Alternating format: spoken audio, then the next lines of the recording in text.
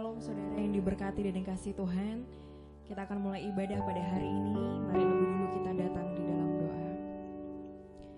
Tuhan Yesus, kami bersyukur buat anugerah dan kasih setia Tuhan dalam hidup kami. Hari ini kami rindu untuk datang dan menyembah Tuhan dengan segenap hati kami, Tuhan. Kami rindu lebih lagi dibentuk semakin sesuai dengan kehendak-Mu. Kami rindu hidup kami, Tuhan, semakin berkenan bagi hormat dan kemuliaan nama-Mu, Bapa. Urapi setiap kami, layakkan setiap kami. Di dalam nama Yesus kami berdoa. Amin.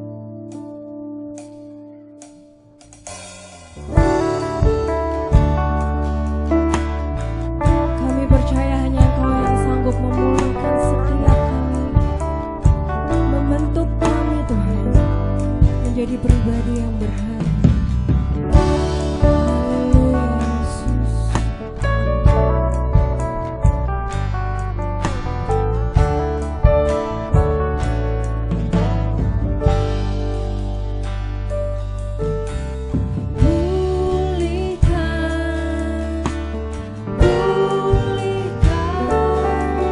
Hatiku jadi kasih-Mu.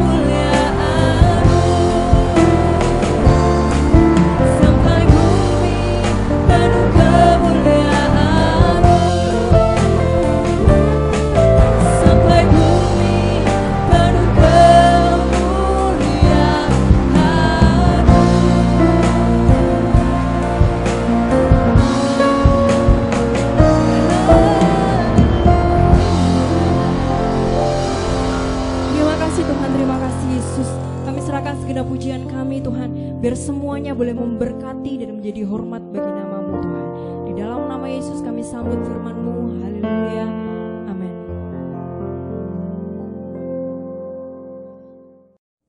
Shalom.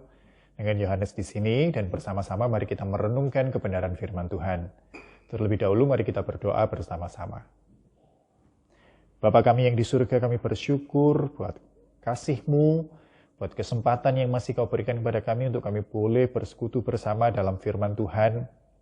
Kiranya dalam segala keterbatasan kami, Roh-Mu yang kudus yang menuntun kami untuk kami boleh diberikan pemahaman yang benar dan kami dibawa pada pengenalan yang benar akan Allah yang kami sembah lebih dan lebih lagi. Terima kasih Tuhan.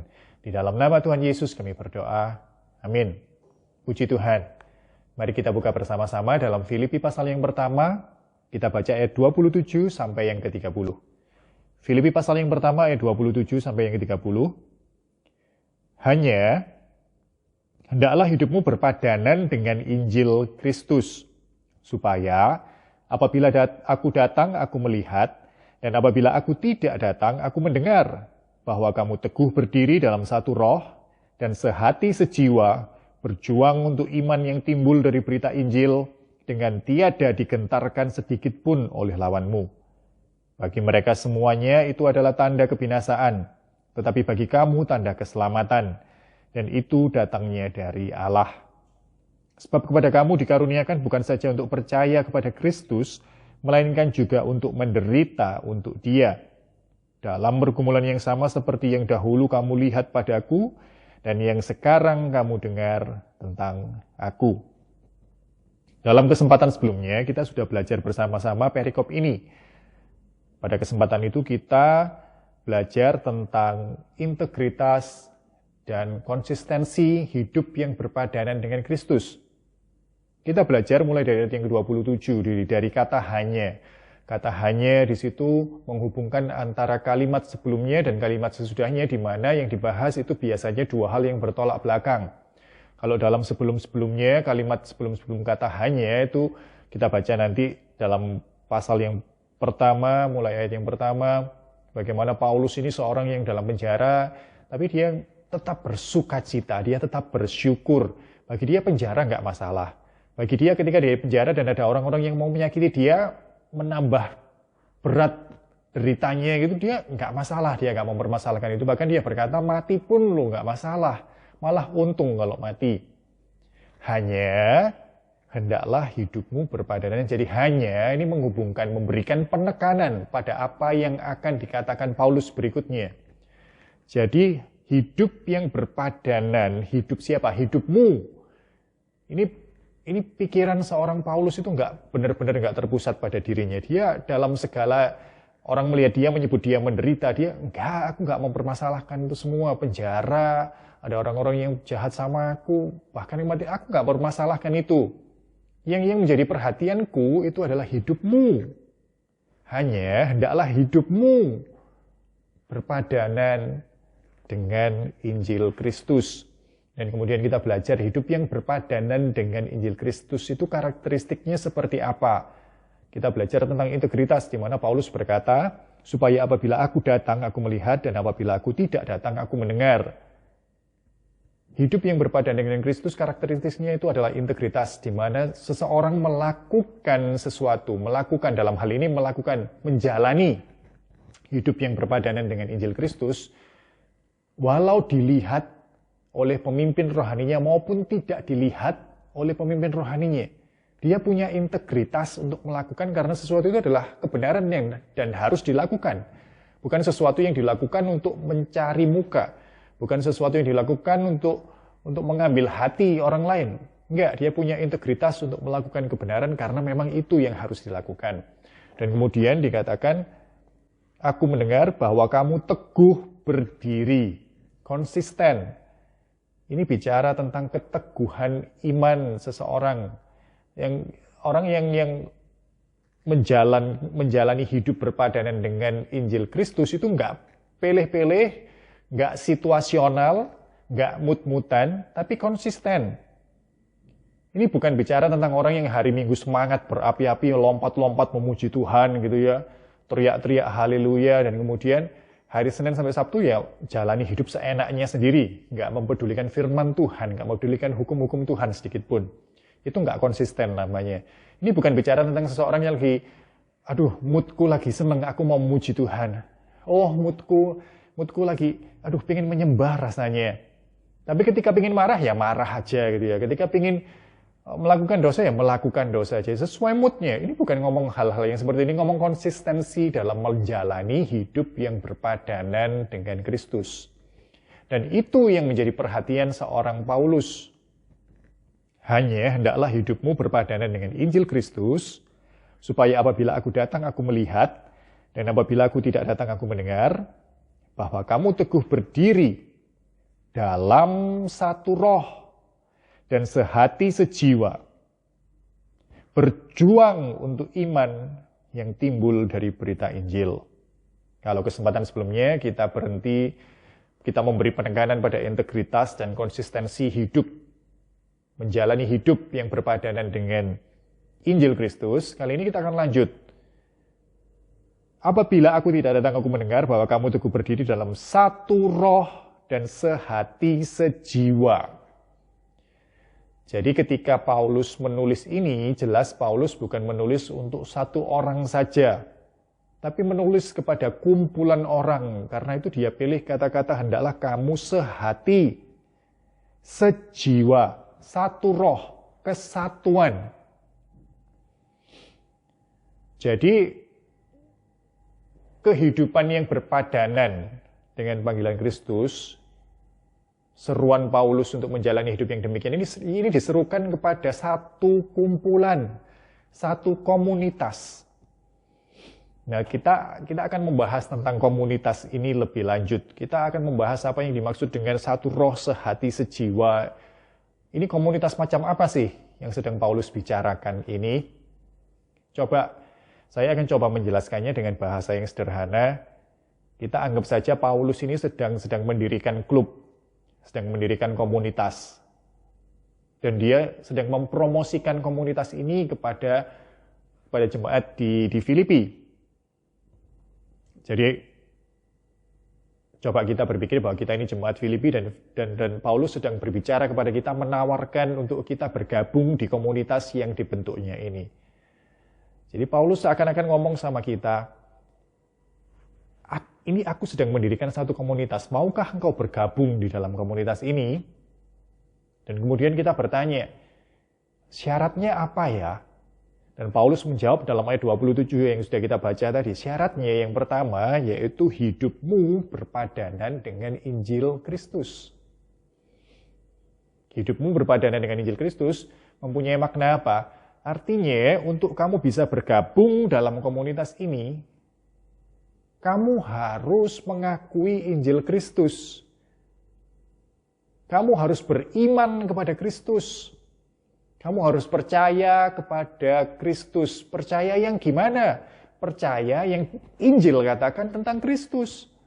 Bukan buku-buku lain, bukan sumber-sumber lain, tapi apa yang Injil katakan tentang Kristus. Injil Kristus, itu sudah kamu percaya belum?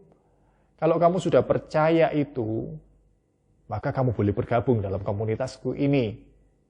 Di sini bicara tentang dasar iman. Di sini bicara tentang doktrin. Sudahkah kita percaya pada Injil Kristus? Sudahkah kita percaya pada Kristus sesuai yang dikatakan Injilnya?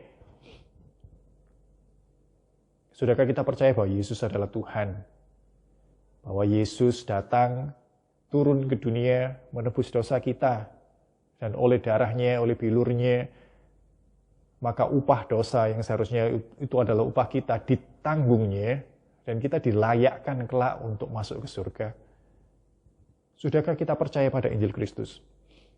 Jadi syarat untuk masuk dalam klub ini, dalam komunitas ini, punya dasar iman yang benar, doktrin tentang ketuhanan Yesus yang benar. Dan yang kedua, yang mengikuti ini ialah hidup yang berpadanan, artinya tindakan. Kalau ini kan nggak kelihatan, ini kan doktrin, iman.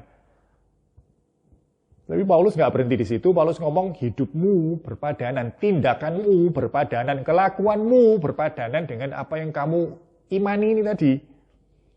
Kalau kamu mengimani Yesus adalah Tuhan, maka kamu mengakui otoritasnya sebagai Tuhan dalam hidupmu, maka kamu mengakui hukum-hukumnya dan kamu menundukkan diri di bawah hukum-hukum itu. Dengan kata yang sederhana, kamu nurut pada perintah-perintahnya Yesus.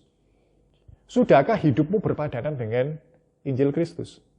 Itu syaratnya untuk kamu masuk dalam komunitas ini, dalam klub ini. Itu kurang lebih Paulus mungkin ngomongnya seperti itu ya. Oh jadi itu syaratnya ya. Kita sebagai orang Kristen ya kita tadi sudah kadung ngomong, ya saya percaya Injil Kristus, sekarang masa mau ngeles ya. Saya oke lah, saya mau lanjut. Saya bisa, saya mau hidup saya berpadanan, kelakuan saya nurut sama hukum-hukumnya Kristus, saya mau, saya bisa, saya sanggup wis. Tapi terus kita tanya, kalau gitu saya bisa masuk ya ke komunitas ini ya, ke klubmu ini ya Paulus ya. Bisa, kalau syaratnya itu ya bisa. Kalau gitu, terus saya mau tanya nih, ini terus kita ini ngapain ya? Klub ini kegiatannya apa ya? Nah ini yang kita baca lebih dalam sekarang. Kita baca lebih lanjut. Bahwa kamu teguh berdiri dalam satu roh dan sehati, sejiwa, berjuang untuk iman yang timbul dari berita Injil. Berjuang untuk iman yang timbul dari berita Injil. Jadi kegiatan apa sih yang dilakukan oleh komunitas orang percaya ini, komunitas klub bentukannya Paulus ini? Berjuang. Mungkin sampai sini sebagian besar orang kemudian membatalkan ya. Loh lah kok berjuang? Saya pikir ngapain gitu ya, saya pikir kita mau seneng-seneng sama-sama apa gitu ya, kok berjuang? Berjuang kan nggak enak. Tapi ternyata ini loh, klub bentukannya komunitas orang percaya bentukannya Paulus ini seperti ini, kegiatannya apa? Berjuang. Berjuang untuk apa? Berjuang untuk iman yang timbul dari berita Injil. Maksudnya berjuang untuk berita Injil. Yang tadi menurut syaratnya kan kita percaya itu toh, Injil Kristus, kita percaya itu, iman kita di situ. Dan sekarang kegiatan kita apa? Kita berjuang agar berita Injil ini disebarkan dan dari penyebaran itu orang-orang beriman juga kepada Kristus. Berjuang untuk iman yang timbul dari berita Injil. Berjuang seperti apa? Kita baca bersama-sama. Dalam 2 Korintus pasal yang ke-10 ayat 3 sampai 6. 2 Korintus 10 ayat 3 sampai 6. Memang kami masih hidup di dunia, tetapi kami tidak berjuang secara duniawi. Karena senjata kami dalam perjuangan bukanlah senjata duniawi, melainkan senjata yang diperlengkapi dengan kuasa Allah yang sanggup untuk meruntuhkan benteng-benteng. Kami mematahkan setiap siasat orang dan merubuhkan setiap kubu yang dibangun oleh keangkuhan manusia untuk menentang pengenalan akan Allah. Kami menawan segala pikiran dan menaklukkannya kepada Kristus, dan kami siap sedia juga untuk menghukum setiap kedurhakaan bila ketaatan kamu telah menjadi sempurna. Pada ayat lain juga dikatakan bahwa perjuangan kita itu bukan melawan darah dan daging. Jadi berjuang di sini dalam Filipi pasal 1 ayat yang 27, membela Injil yang dikatakan dalam Filipi 1 ayat 16, itu bukan masalah mengintimidasi golongan lain dengan cara-cara yang nggak baik gitu ya. Enggak, ini bicara tentang membela Injil Kristus dalam arti kita siap mempertanggungjawabkan. Jika ada serangan-serangan terhadap doktrin itu yang meragukan, atau ada versi-versi lain, atau ada pengajaran-pengajaran lain tentang Kristus yang ngomong bahwa intinya Kristus itu bukan seperti yang Injil katakan. Di sana kita berjuang untuk memberitakan Injil Kristus yang benar. Dan supaya dari situ, dari pemberitaan Injil Kristus yang benar itu muncul iman. Itu yang dikatakan dalam ayat 27, berjuang untuk iman yang timbul dari berita Injil. Jadi itu kegiatannya. Itu kegiatan utamanya dalam klub ini, dalam komunitas ini, dalam kumpulan yang didirikan Paulus ini. Dan kemudian mungkin lanjut, kita bisa mengamini itu, sebagian mungkin nggak bisa, dan sebagian mungkin malas berjuang-berjuang, nggak enak. Saya pengen yang senang-senang untuk saya aja, dan mereka nggak jadi gabung di situ. Tapi bagi yang gabung, memutuskan untuk tetap bergabung, mungkin muncul pertanyaan lain, dan saya oke lah, saya sanggup, saya mau ikut berjuang bersama-sama. Tapi pertanyaannya selanjutnya, saya dapat apa ya kemudian? Dengan bergabung di sini saya dapat apa ya? Nah, kita baca di ayat yang ke-28, dengan tiada digentarkan sedikit pun oleh lawanmu. Kalau kita baca di ayat yang 27 tadi, sejiwa berjuang untuk iman yang timbul dari berita Injil, dengan tiada digentarkan sedikit pun oleh lawanmu. Jadi Paulus kalau ditanya pertanyaan seperti itu, saya dapat apa ya dengan bergabung di komunitas ini, di kumpulan orang percaya ini? Paulus ngomong, kamu akan dapat lawan. Kamu akan dapat lawan. Dan ini konsep tentang kesatuan itu memang nggak bisa lepas dari perpecahan. Saat kita dengar, ayo bersatu bersama, mungkin kita nangkepnya baik gitu ya. Dan kita diajarkan kalau saudara seiman hidup rukun bersama itu baik, kan gitu toh. Tapi ternyata kesatuan itu, saat kita ngomong kesatuan, kita bicara tentang persamaan. Orang yang menyatukan diri dalam kumpulan tertentu, mereka mempunyai persamaan. Sehingga mereka bergabung di situ. Dalam kasusnya Paulus, persamaannya apa tadi? Syaratnya tadi dah, punya doktrin iman tentang Injil Kristus. Dan hidupnya mau nurut sama otoritas Kristus, berpadanan dengan imannya tadi. Itu syaratnya, itu persamaannya. Kalau kita sama-sama mau mengamini ini, ya kita bisa bergabung di sini. Tapi pada saat yang sama, ada orang-orang yang tidak mengamini ini kan. Jadi ketika kita bersatu, itu sama saja kita memisahkan diri dari orang-orang yang punya pandangan berbeda.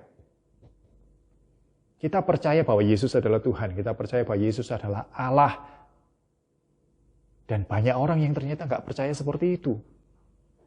Dan ketika kita bersatu, itu seperti seakan-akan kita memisahkan diri dan kita menunjukkan identitas kita sebagai kelompok yang percaya bahwa Kristus adalah Allah.